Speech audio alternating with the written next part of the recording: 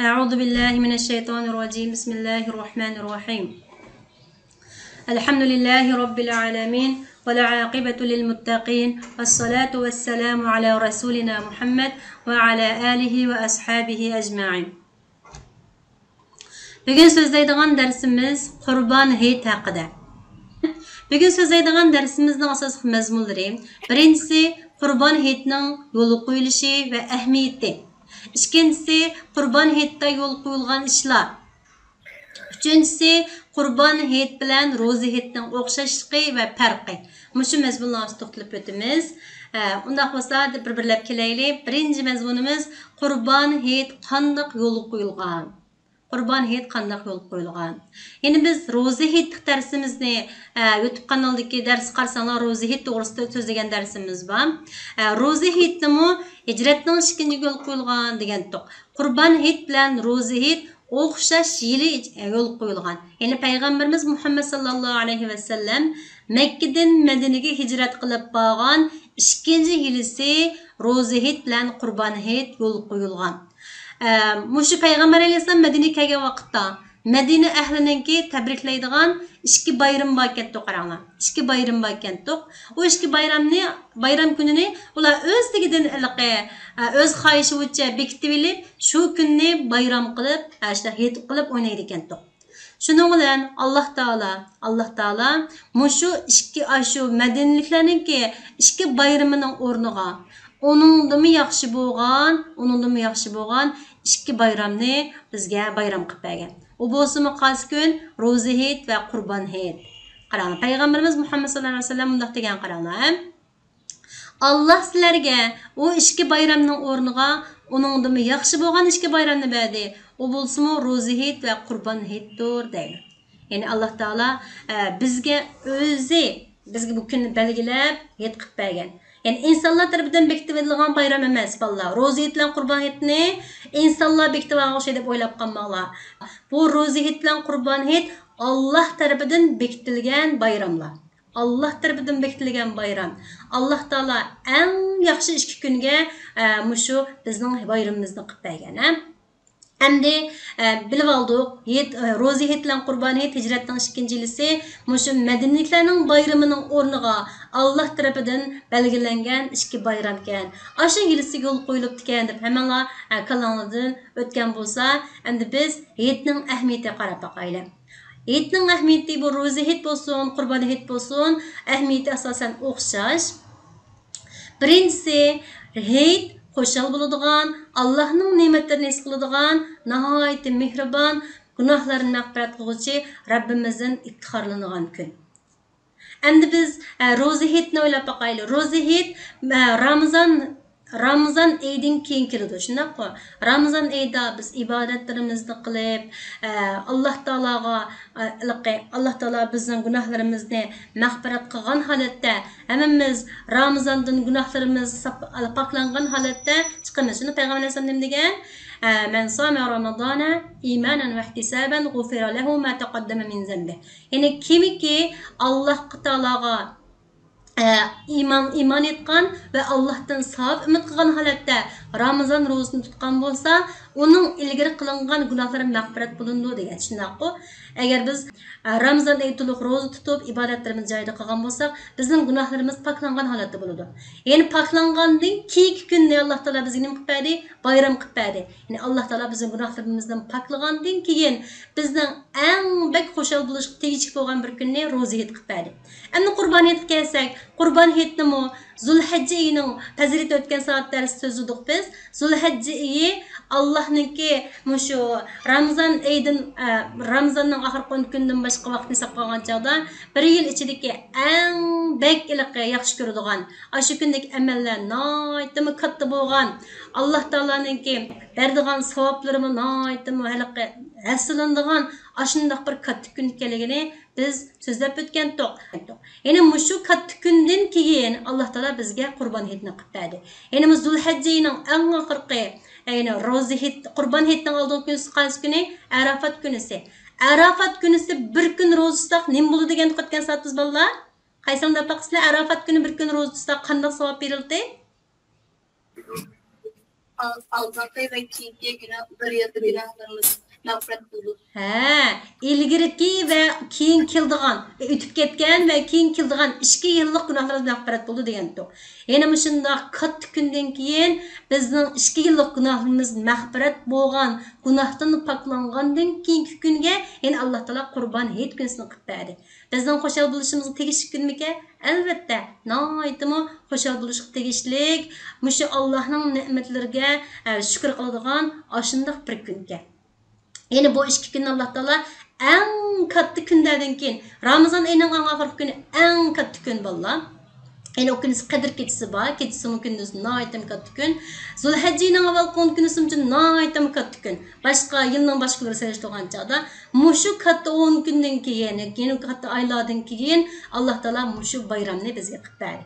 En xo'shal bo'lish tegishli bo'lgan kunlarni tanlab turib bizga bayram qilib berdi. Buni eslatadigan bollar Rozi hitlan Qurban hayit bizning gunohlarimiz mağfiret bo'lgan holatda kirilgan, nayt xo'sh bo'lishga tegishli bo'lgan 2 kun ekan. Endi-chi yana qanday ahamiyati bor desanglar, bu rozi hit bilan Qurban hayit mush urug' tuqqan, do'st birodarlar ko'rishadigan, aloqa va do'stlikni yangilaydigan bir fursat. Endi biz chet eldagilar urug' tuqqanlarimiz yo'q, chiqimizdan keyin vatanda qoldi, urug' tuqqanlarimiz vatanda qoldi, ota-onalarimiz qoldi. Ammo lekin biz yashayotgan yerimizda bizning do'st birodarlarimiz bor, urug' tuqqandan ketadigan qarindoshlarimiz bor, shundaqku. Ashlar bilan yetlishib, nihoyat xo'shal xuram holatda ashlar bilan do'stligimizni yanglab o'tsak, nihoyat yaxshi bo'ladi. Yani benim bu yer urug' tuqqanim yo'q, yoki bo'lmasa do'stlarim vatanda qoldi, u plani yerda qoldi deb ko'nglimizni yerim qilgan kun emas. Balki mushu ba fursatni bilib, hayotni yaxshi o'tkazadigan, xush bo'ladigan bir kun ekan. Yenichi desanglar, hech sizlar rahim yetkazadigan, musulmonlar orasini isloh qiladigan, adovat va ko'ngil og'riqlarni tugitadigan bir fursat. Qaranglar. Bu hayitninki, masalan, Ramazon ro'za hayitninki Etning birinchi kuni nima yo'l qo'yilgan sana fitr sadiqasi yo'l qo'yilgan. Ro'za hayitda fitr sadiqasi yo'l qo'yilgan. Hayit namozga chiqishdan burun kambag'allarga shunday fitr sadiqasi beriladi. Buning bilan bu sila rahim yetkaziladi. Hamma kambag'allar xush bo'ladi shuning bilan. Endi Qurban hayiti Qurban hayitda qurbonlik qilinadi, qurbonlikning go'shtlari taqtiladi. Shuning bilan mehni sila rahim yetkaziladi. Bu hayit mana shundaq kambag'al bo'lsin, boy bo'lsin, hamma odam tang yeb, tang xo'sh bo'ladigan bir vaqt. Ham musulmonlarning orasini isloh qiladigan bir vaqt.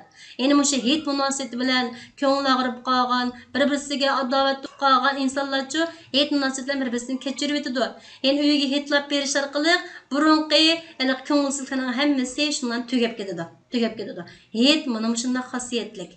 Aytımı ahmiyetlik bo'lgan bir kun. Yenichi desanglar, bu hayit Rasulullahning sunnati va Allohning bergan mukofoti. Payg'ambarimiz Muhammad sallallohu alayhi va sallam hayitni o'tkazgan, ro'za hayit va Qurban hayitni o'tkazgan, sahobalarni o'tkazgan. Alloh taolo bizga bu kunni mukofot qilib bergan bir kun. Ya'ni Payg'ambar alayhisolamning sunnati. Payg'ambar alayhisolam Medine hicret qilgan 2-yilisi hayit yo'l qo'yilgan bo'lsa, Payg'ambar alayhisalom qancha yil hayit o'tkazgan bo'ladi? Hicretning qancha yili vafot bo'ldi Payg'ambar alayhisalom? Medinada qancha yil turdi? 10 yil turdi. Qancha yil hayit o'tkazibdi? 2-yilisi, 3-yili, 4-yili, 5-yili, 6-yili, 7-yili, 8-yili, 9-yili, 10-yili. 9 qatim hayit o'tkazgan. Payg'ambar alayhisalom 9 qatim hayit o'tkazgan. Ya'ni Payg'ambar alayhisalomning sunnati bu. Payg'ambar alayhisalom qilgan, shuningcha bizmi-chi qilmasak bo'lmaydi. Hayitni o'tkazmasak bo'lmaydi, bolalar. Bildinglarmi, bolalar? Yaxshi. Ya'ni desanglar bu hayit, bu ro'za hayit bo'lsin, Qurban hayit bo'lsin, bu hayitda hayit namozi o'qiladi. Hayit namozi o'qildi. Bu hayit namozini bir shahardagi musulmonlarning hammasi bir cho'ng masjid to'planib turib, ashunda o'qiydi. Bu naytim katta. Bu hayit namozininki manzilasi naytim katta. Bu musulmonlar hayit namozi o'qiyotgan chog'da farishtalar o'rab turdi. Allohning rahmati ustimizga yig'ib turdi. Naytim katta bo'lgan bir kun bu. Endi hayitning ahmetini so'zlab bo'ldik. Endi Qurban hayitda yo'l qo'yilgan ishlarni ko'rib boqaylik. Qurban hayitda biz nimalarni qildik ekanmiz? Payg'ambar alayhisalom o'rgatgan, shariatimiz yo'l qo'yilgan qanday ishlar bor ekan? Bularni ko'rib boqaylik. Birinchisi takbir aytish. Haka qilaman. Nima bu? Qurban hayitda yoki boshqa hayitlarda shayton bizda birdan 3 gün yok bulamda yinimizde yakin bama. Nima? Şeytan. Bize yinimizden yok şeytan yok mu yakin bama. Biz Şeytan var. Ramazan ayida yaman şeytanlar bağlandı. Ama başka vaqt şeytan var yinimizde. Endi Qurban hayitda qilinadigan ishlardan birinchisi takbir aytish. Men o'tgan soatda Zulhajjining avval 10 kunda qilingan ibodatlarning qatorida takbir etishni so'zlagan edim sizlarga. Takbirniki ikki turli bo'lgan so'zlagan. Takbir mutlaq degan, mushu Zulhajjiga kirish bilan butun har qanday vaqtda aytiladigan takbirni takbir mutlaq degan edim. Qanday vaqt etsak bo'ladi? Namozning keyni bo'lsin, oldida bo'lsin, qanday ish qotgan holatda bo'lsin, etsak bo'ladigan takbirni takbir mutlaq degan edim. Yana birisi desanlar takbir muqayyat. Yani tekbir muqayyat deb bir tekbir var. Bu Qurban hayitga aloqador bo'lgan bir tekbir. Buni ko'rib boqaylik. Qaranglar. Tekbir bu. Tekbir muqayyat degan nima desanglar, Arafat kunisidan boshlab hayitning 3-kunisigacha, Arafat kunisi atdigan bomdod namozidan keyin boshlandi bu tekbir. Qarang, tekbirning boshlaniga vaqtini deb beray. Tekbir Arafat kunisi hayitning oldingi kunisi, bomdod namozidan keyin boshlanadi. Qachon oxirlashdi bo'lsanglar, Qurban hayitining 3-kunisi, ya'ni tashrih kunisi asr namozidan keyin oxirlashdi. Ya'ni har farz namozdan keyin takbir etish. Bu takbir muqayyat, ya'ni sunnat bo'lgan bir payg'ambar alayhisalom bizga yo'l qo'ygan, o'rgatgan bir takbir. Bu takbirni etishimiz kerak bolalar. Buni qat'iy unutib qolmanglar. Qachon boshlaydi ekanmiz? Arafat kunisi bomdod namozidan keyin boshlaymiz. Har farz namozdan keyin o'qiymiz. Qurban hayitining 3-kuni asr namozidan keyin oxirlash o'qib etib, undan keyin o'qimasaqmi bo'ladi. Takbir etishni bilmaydiganlar o'rganib olinglar. Mushu takbirni hozir Zulhajji oyining ichida turyapmiz. Og'zimiz bekor bo'lsa o'qiymiz, ammo Arafat kunisi kelgancha har farz namozdan keyin o'qiymiz. Bu yo'l qo'yilgan ishdan keyin birinchisi takbir bo'ldi. Buni o'rgandik. Arafat kunisi qaralma rasm masalaga. Arafat kunisi hajning boshlanadigan kunisi. Hojilarning hammasi Arafat kunisiga Arafat tag'iga chiqadi. Mataqanimiz Arafat tag'i Makkadagi. Arafat tag'ida mishada haj boshlandi. Endi hojilar bu kuni haj qilgan bo'lsa, biz qanday qilamiz? Har namozdan keyin takbir to'laymiz. Anandan keyin Qurban hayitda yo'l qo'yilgan yana bir cho'ng ibodat nima? Hayit namozi o'qish. Hayit namozi o'qish. Hayit namozini hammalar deylik o'qiysizlar, mashallah. Hayit namozini qanday o'qiymiz? Endi bir qatam eslatib o'tay. Hayit namozi o'qishni unutib qolgan bo'lsanglar, eslab olinglar. Hayit namozi 2 rakat, endi jamoatlar o'qigan hayit namozi 2 rakat bo'lib, birinchi rakatida boshlash takbirdan keyin 6 takbir etamiz. Ya'ni Allahu Ekber deb namozni boshlaymiz. Boshlab bo'lgandan keyin yana Allahu Ekber deb 6 qatim takbir etilib, ondan keyin sura Fatiha o'qib, boshqa oyat o'qildim. Andan keyin ikkinchi rakatga kelamiz. Shuni ikkinchi rakatga kelib, sura Fatiha bilan bir sura qo'shib o'qib bo'lgandan keyin rukuga tushishdan ilgari yana 5 qatim takbir etamiz. Allahu Ekber men 5 qatim takbir etdim. Ondan keyin rukuga tushdi. Yani müşahede birinci qatim takbirdilar, ba'zilar xatolashib qildi, rukuga tushib ketib qoldi. Müşahede diqqat qiling bolalar. Qat'iy unutib qolmanglar. Ikkinchi rakatda rukudan ilgari 5 qatim takbir etildi. Hayit namozida diqqat qilgan ishlarning birisi shu.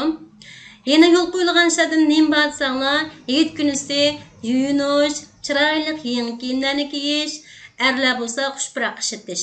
Bu sunnat bu. Bu sünnet. Peygamber Aleyhisselam bizge buyurgan sünnetlerden qatarıdır. Hayit namazga çıkıştan burun, hayit namazga ettigen qopup, bandat namazdan ilgari pak yuyunup, chiroyli yangi kiyimlerimiz, pak kiyimlerimizni kiyip, o'g'il bola xushpuroq ishitib, andan keyin namozga chiqsanglar, sunnatni ado qilgan bo'lasizlar. Ayollar xushpuroq ishitish bo'lmaydi, qizlar qat'iy sirtga chiqqanchada xushpuroq ishitishga qat'iy bo'lmaydi. Bununla diqqat qilinglar. İnşallah yetkiniz ettigen qopup, müşü sünnetini amalga oshirishinglar bollar. Onundan başqa et namazıga mescidga baramiz-go. Aşı vaqtda yine bir sünnet bar qaranglar. Et namazı okuş üçün mescidga meňip beriş sünnet. Meňip beriş sünnet. Ölüspet moto minişden bekraq, mawu maşina deşden bekraq mescidga meňip bassaq yaxşı. Mescidga meňip bassaq yaxşı. Her bir qadamimiz üçün Allah Taala savab yazıdı. Anandan keyin mescidga bargan ve qaytqanda başqa yollardan meňiş sünnet. Mesela bargança bir koçalar mangan bolsaňlar, qaytqan çağda yeni bir koçalar bilen qaytıp keliş bu sünnet. Nemişqa degen çağda et namazıga berip keliş jarayonida bütün musulmonlarning hammasi et namazıga berip keliş jarayonida yol qanday boldu? Avatlaşıdı. Mesela biz Türkiye'dekiler o hemmeyle Müslüman, köpünceyle Müslüman biliyordu. Ama gayri Müslümanlar cıhrak olan bir yerde, mesela Müslümanlar hemmimiz çırarak kendini giyip, koçalarda het namazıga berip kelip, aşına kalgan bozcu, gayri Müslümanlar ne deydi? Oy bugün Müslümanların bayram boptu dep şunu olan biliyordu. Yani hemme koçalarla meňiş şarkılı bayramımız keldigini, özümüzden Müslüman ekenligini ýa-da qılymyz, bir elan kıla alaymiz. Başkalar bizge qarab, oy musulmonlar munda bayram qiladi ekan depçi, bizga hayron qiladi yoki bizni nim qiladi. Musulmonlarni tushunib qiladi. Anandan keyin et namazdan keyin qurbonlik bilan nashti qilish. Bu qurbon hetga yana bir sunnatlarning qatoridan. Roza hetda het namazıga çıkıştan ilgiri taq sondagi xo'miyab nashti qilib, annaki het namazıga chiqish bu sunnat bo'lgan bo'lsa, qurban hetda het namazıga chiqishlik hech qanday bir narsa yemaymiz. Suv ichmaymiz, hech qanday bir narsa yemaymiz. Bir narsa yemay, hattoki qurban het namozidan kirgandan keyin anondan keyin nashti qilamiz. Bo'lsa, agar bu sharoitimiz bo'lsa, qurbonlikninki jigiri bilan nashti qilsak, texmu bu sünnetni ado qilgan bo'lamiz. Chunki payg'ambar alayhisalom et namozdan chiqib, qurbonlikni qilib, qurbonlikninki jigiri bilan nashti qildi ekan. Bu bir sunnat. Şunlaşqa et namozdan bir bilan sevinmanglar bollar. Et namozdan chiqib, anondan keyin nashti qilamiz. Bu bilinishli ish bo'lgan yana bir ish. Endi et namozdan keyin qurbonlik qilamiz. Qurbon hetdagi eng cho'ng ishimiz qurbonlik qilish. Qurban hetga eng cho'ng ishimiz qurbonlik qilish. Ro'za et qurbonlik qilinmaydi, balki qurban hetda qurbonlik qilinadi. Endi seni so'rab baqay bollar. Qurban hetda nima uchun qurbonlik qilamiz? Qaysinglar bilsa? Bildiganlar bormi? Men bilsam bo'ladi. Ha deb aytma. Hazreti İbrahim, Hazreti İsmail'de kurbanlık kılan vakitte, Hazreti İsmail Aleyhisselam'ın kurbanlık kılan vakitte, Allah Teala hoş anne kurbanlık kılıp evet ülkemde, aş vakit kurbanlık kılan vakitte. Yaxshi, maşallah. Nima uchun qurbonlik qilamiz degan chog'da? Bu qurbonlik qilish kimdan qolgan? İbrahim Aleyhisselamdan qolgan. Allah Teala İbrahim Aleyhisselam'a oğlu İsmail Aleyhisselam'ni tushida ashuna qurbonlik qilishga buyurdi. İbrahim Aleyhisselam tushida oğlu İsmail Aleyhisselam'ni qurbonlik qilishga buyurilib shunda tush ko'rdi. Payg'ambarlarning tushi rost bo'lg'achqa İbrahim Aleyhisselam bu tushini bijoga keltirish uchun oğlu İsmail Aleyhisselamning qishig'i bordi. Endi payg'ambarlarning İbrahim Aleyhisselam İsmail Aleyhisselamning tarixiga qarab baqsanglar, İsmail Aleyhisselamni İbrahim Aleyhisselam kichik bo'voq vaqtida Makkaga tashlab qo'ygan. Shundaqmi? Anısı Hacer'len ikisini Mekke'ye taşlap koyup Allah'ın buyruğu bilen özü Palestin'e qaytıp ketken. Yani İsmail Aleyhisselam dadısız çoğun boğan, köpünçalar dadısı yok diyeni da. Amma lekin İsmail Aleyhisselam qanday qildi? Qarab yaqinlar. İbrahim Aleyhisselam oğlunun qışığı badi. Ey oğlum, Allah Taala müşünde düşündü men seni qurbonlik qilib tush ko'ribdiman. Bunun qanday qaraysan degandan keyin İsmail Aleyhisselam, ey dada, sen Allah Taala buyurganini qilgin. Meni sabr qilg'uchilardan topsan degan. Shuni bilan İsmail Aleyhisselam sabr qilib, o'zini Allohga taslimiyat bilan qanday qilgan dadasining oldida yetib bergan. Dadasi o'ylab yaqinlar, İsmail Aleyhisselamni qayirgan chog'da aran topgan İbrahim Aleyhisselam. Qayirgan chog'da bo'lgan bolasi bu İsmail Aleyhisselam deganlar. Ashu endi o'zining yurak parisini Allah rizoligi uchun, Allohga bo'lgan itoatmanligi yuzidan qurbonlik qilmoqchi bo'lgan. Allah Taala İbrahim Aleyhisselam'ın bu işinden naytim bek razı bolgan. İbrahim acayip itaatmen deb Allah Taala İbrahim Aleyhisselam'dan bek razı bolgan, bek suyungan, qilgan ishidan qilgan qurbonligini qabul qilgan. Onun bilan şunun bilan İbrahim alayhissalom shunda qurbonlik qilmoqchi bo'lib tamshiliyotgan vaqtida Alloh taolo jannatdan bir qo'shqonni tushirib bergan. O'sha İbrahim ma qo'shqonni qurbonlik qilgan degan. Shundan bilan İbrahim alayhissalom qo'shqonni qurbonlik qilgan. Ashada İsmoil alayhissalomchu demagan dadasiga, "Voy dada, sen kichigini meni tashib etganding, meni jiq boqmaganding, endi kelib men endi cho'ng bo'lgancha meni qurbonlik qilay demsan sen. Mendan nim kitding sen" degandek dadasi qarshi bir og'iz gap qilmagan bola. Dadasiga shunchalik itoatmanlik bilan, Allohga bo'lgan itoatmanlik bilan shu yerdachu sabr qilib qurbonlik qilinishga rozi bo'lgan.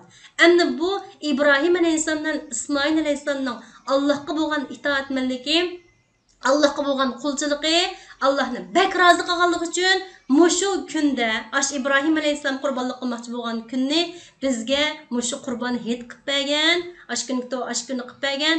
Hem bu kunda musulmonlarning hammasini qurbati yetadiganligi musulmonlarning hammasini qurbonlik qilishga buyurgan. Şunlaşqa bizning qurbonlik qilishimiz qaranglar, bir qo'yni o'ltirib, uningki qurbonlik qilishimiz u kunisi go'sht yeyish uchun emas. Hergiz go'sht yeyish uchun emas, mehmonlarga go'sht silib, mehmon uzatish uchun emas, balki Allohga bo'lgan taslimiyatimizni ifodalash uchun. Allohga bo'lgan itoatmanligimizni bildirish ustidan biz qurbonlik qilamiz. O qurbonlikninki qayni go'shti bizga foydasiga yetganmaydi, balki bizning qalbimizdagi Allohga bo'lgan iymonimiz, Allohga bo'lgan itoatmanligimiz ustidan biz shu qurbonlik orqali savob qozonamiz. Tushundingizmi bolalar? İsmoil alayhissalom bilan İbrahim alayhissalomninki mushu qurbonlik qilish qissasini bilsanglar, ondan ha qurbonlikni Alloh roziligi uchun qildi ekanmiz. Hargiz men go'sht yeyish uchun, ko'p yeyish uchun emas ekan deb ondan his qila olasizlar. Tushundingizmi bolalar, qurbonlikni nima uchun qildi ekanmiz? Allah rızalıq üçün. Ha, Allohni rozi qilish uchun qildi ekanmiz, ha? Yaxshi. Shunlash qurbonlik qilgan chaqda bolalar, qurbonlik qo'yak kallini qilgan chaqda noitim saq, bijirim, hamma a'zolarining hammasi sog'lom, hech qanday bir kesili yo'q, oqsoq-cho'loq kesib etilgan yeri yo'q. Ashundaq noitim yaxshi chiroyli hayvonni tanlab turib, andiki qurbonlik qilamiz. Hem qurbonlikniki yeshimi bor, belgilangan yash to'shqan bo'lish kerak, deydigan shartlari bor. Shu shart to'shqan holatda ondan qurbonlik qilamiz, ha? Endi balam sizdan so'raydigan yerim keldi. Ro'za hit bilan qurbon hitninki o'xshashki farqini men sizdan so'rab boqay. Ro'za hit bilan qurbon hitning qanday o'xshash taraflari bor ekan? Qaysidan deb boqsa o'xshash taraflarini? Ha, deb biring. Hit namoz o'qiymiz. Ha, yaxshi, hit namoz o'qiymiz. Ro'za hitmi, qurbon hitmi, hit namoz o'qiymiz. Endi-chi qanday o'xshashligi bor? Ikkili hit namoz o'qiymiz. Endi-chi İşkisini Allah Teala belgilep bergen. Ha, maşallah. Her işkilisini Allah Teala belgilep bergen. Yani o'xshash vaqt yo'l qo'yilgan, shunday o'xshash bir yilisi yo'l qo'yilgan, hijratning 2-yilisi. Ishkisi Allah tarafdan belgilangan ekan. Yani shuni qanday o'xshashligi bor ekan? Mana men bilmayman. Ha, deb bering. Namozga borgan vaqtda mescitga boramiz. Vaqtda mescitda o'xshash yo'lda bormay, boshqa yo'lda borasiz. Ha, maşallah. Ikkili hitda o'xshash bu, ha. Ro'za hitmi, qurbon hitmi, bu masjidga berib kelishga sunnatchi o'xshash, ha. Ya'ni yaxshi, maşallah. Ya'ni sunnatlar asosan masjidga berib kelish bu jihatga sunnatlar o'xshashgan, maşallah. Ya'ni-chi bolalar hem bir nefereye qarangmay chiqib qoldi.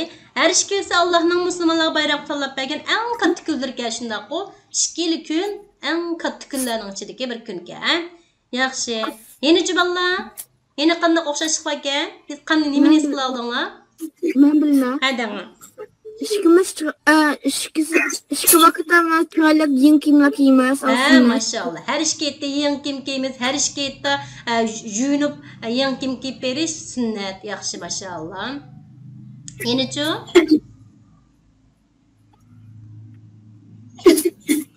İşkili hitninki fazilatlari, ahamiyatları o'xshab ketadi qarang. İşkili hit biz xo'shal bo'ladigan, o'ri tuqqanlar bir jam bo'ladigan, shundaq bayram o'tkazadigan kun shundaq. Bu noyatmi ahamiyati ishkili hitda o'xshash. Yaxshi. Yana joyini qaysi tarafdan o'xshab ketadi ekan bolalar? O'xshashligi mening yozganim tugabdi. Sizlarda payqanglar, yana qanday o'xshashligi bor ekan? Mesela uyunglardaki hit o'tkazish shakllarga o'xshamdi bolalar, ishkili hitda. Yaxşı, şikayetde o'xshash tayyorlik qilamiz, shundoq qo'lsangizlarni solamiz. Uylarni yig'ishtirib, mehmon kutish uchun tayyorlik qilamiz, maşallah. Endi ro'za hayit bilan Qurbon hayitniki farqli tarafga qarab boqayli. Farqini qaysini his qildinglar? Qanday farqlar bor kechkiyetni? Adab yo'qmi? Bu vaqtda qo'y so'ymaymiz, bu vaqtda qo'y so'ymaymiz. Ha, maşallah. Ro'za hayitda qurbonlik qilmaymiz, Qurbon hayitichi qurbonlik qilamiz. Yaxshi, maşallah. Yana-chi? Kurban aytda tekbir aytimiz, roza aytda aytmaymiz. Tekbir roza aytdim aytimiz. Qaranglar, onu azmada men deb beray ona, qaranglar. Men deb beray. Qurbon aytdim dedinglar. Qurbon ayt qurbonlik qilindi, roza ayt qilinmaydi dedinglar, maşallah. Anandaki ertalik naşidi qilishga sunnat o'xshamaydi. Roza aytda ayt namozga chiqishdan burun taqsadagi xom bilan naşidi qilib chiqish sunnat bo'lsa, Qurbon aytchi, Qurbon aytda Qurbon ayt namozdan keyin Qurbon andan naşidi qilish sunnat. Anandaki tekbirning vaqti o'xshamaydi balla. Qurbon aytda tekbirni ayt yaxshi bildinglar shundami? Roza aytda tekbir balkim bilmasliginglar mumkin. Roza aytdimi tekbir bor qaranglar. Roza aytda tekbir qachon boshlandi desanglar, ma'lum Qurbon aytkiga aviyatni dedik shunda. Qurbon aytda tekbirni Arafat kuni bomdod namozidan keyin boshlasak, Qurbon aytning 3-kuni asr namozidan oxirlashtirdik bu tekbirni. Roza aytdimi tekbir bor, ammo lekin tekbirning vaqti qachon desanglar, roza aytning tekbiri Ramazonning 30-kuni, eng oxirgi kunisi Shavvol oyining hilol oyini ko'rish bilan yoki kunning o'ltirish bilan boshlandi. Ya'ni atihit degan kunisi namoz shamdan keyin boshlandi. Kun o'ltirgandan keyin namoz shamdan keyin tekbir boshlanadi. Qachon oxirlashadi desanglar, imomning hayit namoz o'qishga chiqishdan oxirlashadi. Mushu kun o'ltirgandan keyin tekbir aytamiz, toki hayit namoziga berib imom ashu xutba o'qish uchun shundoq mihrobga chiqishchilik, namoz o'qishga chiqishchilik tekbir aytamiz. Ya'ni bu tekbirning vaqti biroz qisqa, ammo lekin ro'za aytdim belgilangan tekbir vaqti bor, ha? Ikkisi tekbirniki vaqti o'xshamaydi.